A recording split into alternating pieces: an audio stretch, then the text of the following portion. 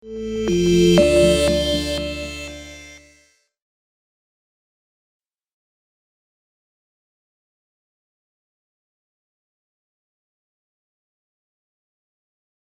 Pak Sugana, uh, Siap. tolong diceritakan kepada kami semua partisipan yang hadir dalam acara MHI hari ini, bagaimana Iya. dari pertama kali Pak Sugana divonis kena kanker nasofaring, prosesnya yang dialami Pak Sugana selama pengobatan, ya bagaimana iman Pak Sugana, pergumulan Pak Sugana, sampai dinyatakan murni sembuh oleh tim dokter.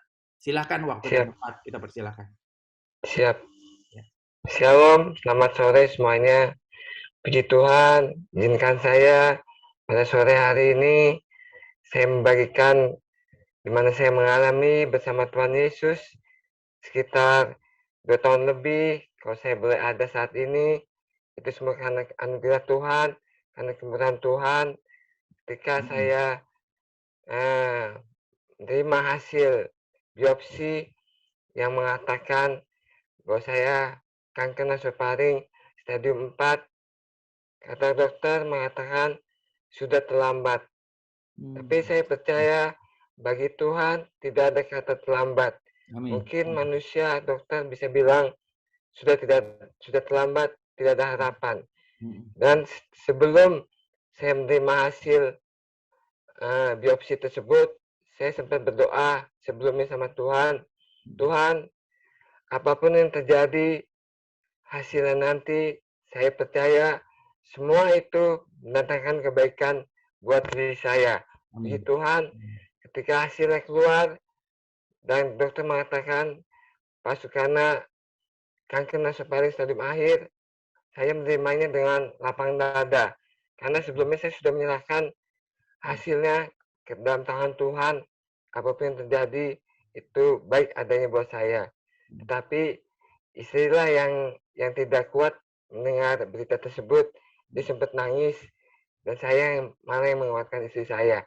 Puji Tuhan, setelah saya mendapatkan hasil itu, akhirnya saya dirujuk dari RSUD Kota Bekasi untuk ke Rumah Sakit Kanker Pusat Darmais. Dan selama saya dirujuk, seminggu sebelumnya saya dirawat di rumah dan keadaan semakin memburuk, kondisi saya yang luar biasa, rasa sakit yang luar biasa di belakang kepala saya, dan akhirnya sebelah kiri saya mati rasa, penglihatan juga kabur, dan dengan kondisi yang sesak napas, sudah tidak bisa makan dan minum. Akhirnya saya dibawa ke UGD Darmais dengan membawa hasil biopsi tersebut dan rujukan dari RSUD Kota Bekasi. Dan selama perjalanan juga saya merasa sakit luar biasa. Di saat guncangan di kendaraan itu sakit sekali rasanya. Saya hanya menyebut Yesus tolong, Yesus tolong. Sekitar 1 jam saya sampai di UGD Darmais, langsung dibawa dengan kursi roda ke ruangan tersebut, dan suster langsung memeriksa saya, menerima saya dengan baik, dan dia intensi saya, terus langsung diperiksa kadar oksigen dalam darah saya, ternyata hanya 69%. Dan suster kaget, kok Bapak masih bisa sadar?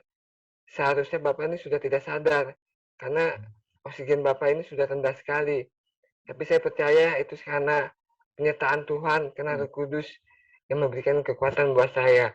Dan setelah itu, nggak lama suster langsung mendorong saya ke tempat tidur, dan langsung saya diberikan oksigen yang ada seperti kantong besar di hidung saya. Itu tekanannya besar sekali oksigennya. Jadi nggak pakai selang oksigen yang biasa, yang kecil, tapi yang besar.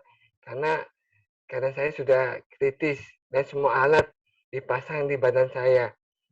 Dan juga malam itu juga saya langsung diperiksa di ronsen, alatnya dibawa ke ruang UGD, dan hasil ronsen ternyata saya ada penyumbatan, ada cairan di paru-paru saya, karena sebelumnya saya sempat minum dan makan tersendak. Kata dokter, itu yang membuat saya sesak napas. Karena ketika saya tersendak itu, minuman atau makanan itu masuk ke paru-paru saya. Jadi saya tidak bisa tidur dengan telentang, tapi harus agak diganjal punggung saya. Jadi saya bisa bernapas dengan sedikit lebih baik. Dan setelah itu, akhirnya pas besoknya siang, saya dipindahkan ke rawat inap, dan selama perawatan kurang lebih 3 minggu lebih, semuanya diperiksa, ginjal saya, jantung saya, semuanya, darah saya, dan akhirnya dipastikan untuk bisa di kemo. Sebelumnya saya pulang kembali ke rumah seminggu untuk menunggu jadwal kemo. Dan akhirnya saya kembali untuk menjalani kemo pertama, dan saya tidak mudah ya untuk melewati masa kemo selama 6 kali dan sinar radiasi selama 35 kali setiap hari. Selama kemo, saya merasakan tubuh saya, sel tubuh saya hancur, tubuh saya seperti dibom, dan merasakan mual, muntah, kepala botak, rambut rontok pertama kemo pertama. Saya hanya mempunyai semangat yang tinggi dan ucapan syukurlah yang tidak pernah putus-putus saya ucapkan kepada Tuhan. Dalam hati saya ungkapkan kepada Tuhan, apapun yang terjadi, saya percaya ujian yang Tuhan berikan kepada saya ini bukan proses. Tuhan hanya melihat proses hati saya, bagaimana saya meresponi ketika saya mengalami sakit yang berat seperti ini. Mungkin secara manusia kita mudah mengucap syukur kalau kita dalam keadaan baik, ketika kita diberkati Tuhan, mungkin kita naik jabatan, dan yang lain hal. Tapi Tuhan mau melihat respon hati kita ketika kita mengalami beban yang berat, pergumulan berat, ataupun sakit yang berat, ketika dokter mengatakan sudah terlambat. Bisakah kita mengucap syukur? Nah, selama saya dirawat, selama saya menjalani kemo, saya banyak belajar mengalami bersama Tuhan Yesus. Tuhan selalu mengingatkan saya dalam firman Tuhan. Saya selalu berkata di Mazmur 30 ayat 3, firman Tuhan berkata, Tuhan Allahku, kepadamu aku berteriak minta tolong, dan Engkau telah menyembuhkan aku. Setiap saya merasakan sakit yang luar biasa, saya selalu berkata firman itu. Saya percaya saya sudah menerimanya dan saya sembuh, walaupun kenyataannya saya lagi sekarat atau kritis. Tapi saya dalam roh saya selalu berkatakan firman tersebut. Saya percaya dalam Tuhan, pengharapan kita di dalam Tuhan tidak pernah sia-sia. Dan Tuhan selalu menguatkan saya di dalam firman-Nya. Di dalam 1 Korintus 15 ayat 10a berkata, tetapi karena kasih karunia Allah, aku adalah sebagaimana aku ada sekarang. Dan kasih karunia yang dianugerahkannya kepadaku tidak sia-sia. Amin. Saya percaya ketika kita berserah penuh sama Tuhan Yesus dan berharap dan percaya, maka pengharapan kita tidak pernah sia-sia. Satu hal, Tuhan hanya mau melihat respon dan hati kita, bagaimana kita menghadapi ujian ini. Puji Tuhan. Ya, selanjutnya kapan? Jadi waktu itu pertama kali divonis itu tahun berapa ya Pak? Bulan dan tanggal 29 Juli 2018 Pak. 2018 ya, Juli 2018 ya. Ya. Hasil biopsi. Iya, betul. Baik. Oh, ini ada foto-fotonya ya. Ini waktu. Ya, ini saya masuk pertama di UGD tanggal 13 Agustus itu saya udah kritis. Yang saya bilang tadi, habis hasil biopsi, saya makin ngedrop dan dibawa pada tanggal 13 Agustus. Oke. Ini berat badannya masih berapa nih Pak? Kayaknya masih gemuk ini Pak. Itu 87 Pak. 87 ya? Iya. Sekarang berat berapa Pak? 60 Pak. 60 ya. luar biasa. Iya, Dari masih banyak kurang. dari 2018 pertama kali divonis kanker nasofaring sampai benar-benar Iya. dinyatakan sembuh itu pada bulan kapan, Pak? Bulan dan tahun berapa, Pak? Tahun evaluasi pertama 20 Juli 2021, Pak. Hasil MRI nasofaringnya menyatakan saya sudah bersih sel kankernya, saya dinyatakan sembuh.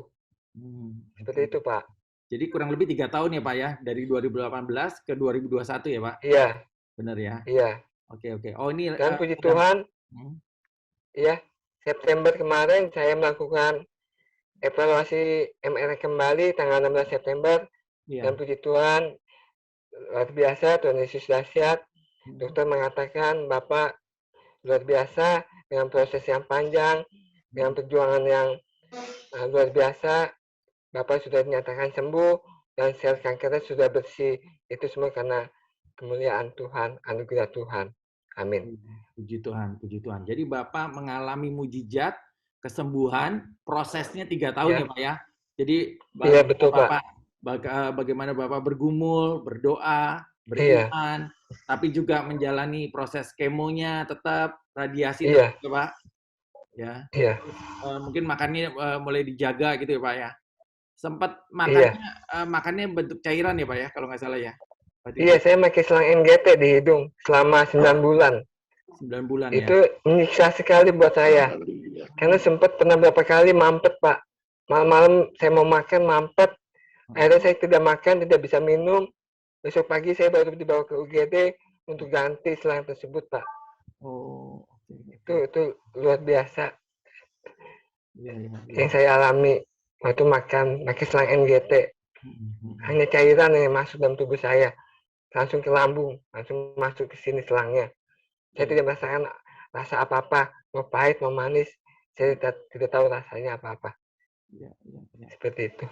Oke. Ada pengalaman khusus Pak ketika Bapak dirawat di rumah sakit Husada? Mungkin ada pengalaman khusus, mungkin perjumpaan dengan Tuhan atau pernyataan Tuhan khusus gitu Pak? Iya, selama saya sakit dirawat, Tuhan banyak berbicara sama saya dan mengajarkan saya tentang proses ini, di mana Tuhan membawa saya tentang perjalanan bangsa Mesir waktu dia di bawah Tuhan di padang gurun selama 40 tahun. Di situ Tuhan mengajarkan saya bangsa Israel tersebut padahal sudah diberkati, sudah dipelihara Tuhan, tetapi mereka tidak mengucap syukur, hanya bersungut-sungut. Jadi mereka mengalami perjalanan yang cukup lama, sampai 40 tahun. Saya percaya ketika mereka mengucap syukur saja, mungkin nggak sampai 40 tahun mereka di padang gurun. Mungkin 1 minggu mereka bisa keluar dari padang gurun tersebut. Nah, saya bandingkan dengan penyakit saya belajar untuk mengucap syukur dan tidak pernah mengeluh sedikit pun apapun yang saya alami. Saya hanya mengucap syukur, terima kasih Tuhan buat sakit ini.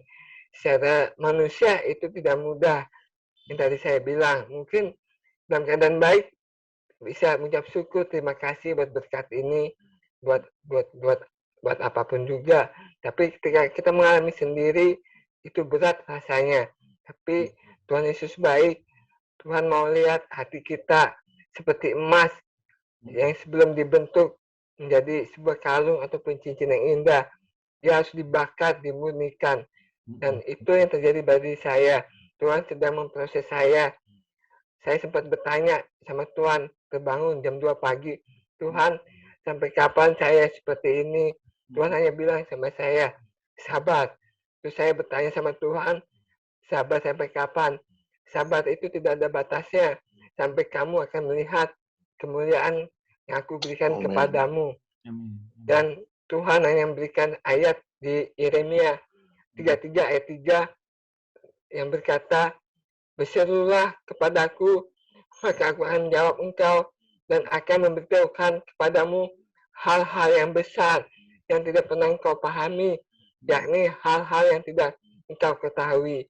Saya percaya ada maksud Tuhan di dalam segala apa yang saya alami, dan dalam sakit kanker saya ini, Tuhan memperlihatkan segala sesuatunya indah pada waktunya. Ini loh, karena Engkau akan melihat penyertaanku, Engkau akan melihat keajaibanku, Engkau akan sembuh melalui penyertaanku, dan Engkau akan menjadi saksiku dimanapun Engkau akan berada. Itu Pak yang menguatkan saya. Baik. Jadi pelajarannya yang Pak Sukana dapatkan adalah mengucap syukur dan bersabar, ya Pak ya, berdamai dengan Tuhan, berdamai dengan diri sendiri ya, seperti itulah ya. Iya betul Pak. Sore hari ini ada pesan khusus dari Pak Sukana buat teman-teman yang hadir pada hari ini yang masih berjuang dengan sakit penyakit. Silakan Pak Sukana. Iya. Untuk saudara-saudaraku yang sedang sakit, yang ada di rumah maupun yang ada di rumah sakit, percayalah, jangan pernah putus pengharapan, karena pengharapan dalam Tuhan tidak pernah ada kata sia-sia. Sekalipun kita nggak tahu sampai kapan kita akan sembuh, tapi percayalah, Tuhan sedang memproses kita. Milikilah respon yang benar di hadapan Tuhan. Tuhan hanya mau melihat itu. Jika kita memiliki respon yang benar, percayalah, mukjizat terjadi bagi kita yang percaya dan berkenan kepadanya. Tetaplah semangat dan teruslah berdoa memperkatakan firman Tuhan setiap hari. Puji Tuhan. Amin. Baik, Pak Sukana, terima kasih untuk kesaksiannya pada sore hari ini. Sangat menginspirasi dan menguatkan kami semua. Kami terus berdoa juga biar Pak Sukana semakin boleh menjadi saksi ya, dipakai Tuhan ya untuk bersaksi. Ya, amin. Tuhan Yesus baik. Ya, terima kasih Pak Sukana. Baik, Bapak Ibu sekalian, kita telah mendengar apa yang dialami oleh Pak Sukana. Kita telah melihat bagaimana tangan Tuhan menolong, ya. Bagaimana Pak Sukana tidak menyerah, tetap bersyukur, bersabar dan menjalani prosesnya. Tuhan akan menjawab tepat pada waktunya. Dan sore hari ini, sebelum kita mendengarkan firman Tuhan yang akan disampaikan oleh hambanya, Pak Cornelius Watimena, kita akan menyembah Tuhan bersama-sama. Mari arahkan hati kita, arahkan iman kita hanya kepada Tuhan Yesus. Dialah penyembuh satu-satunya. Dialah Allah yang sanggup menyembuhkan kita. Segala sesuatu ada di dalam tangan Tuhan. Mari kita datang dan kita sembah Tuhan.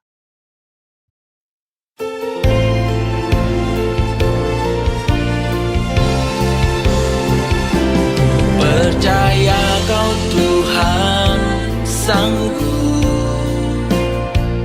ku percaya kau Tuhan mampu lakukan segala perkara dalam hidupku. Ku percaya